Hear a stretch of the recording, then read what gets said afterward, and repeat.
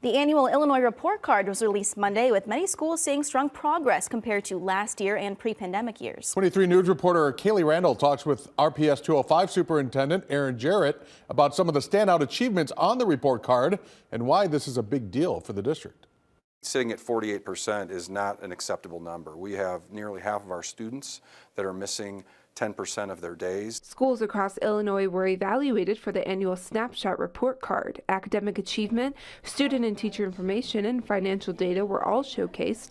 Rockford Public Schools saw improvements across all platforms. Yes, it starts with making sure students want to be in school.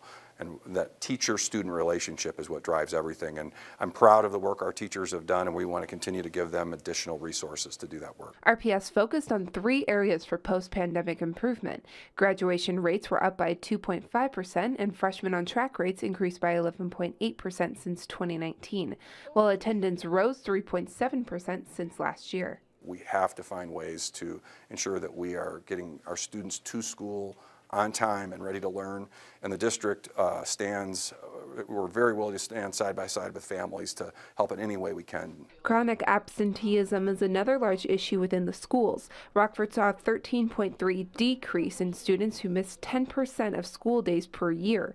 RPS leaders say it's not 100%, but this is a step in the right direction, especially for its students' academic futures. And make sure we are removing obstacles, whether it's support to ensure that there are better transportation options, sidewalks, safe passage to school. Working for you in Rockford, Kaylee Randall, 23 News.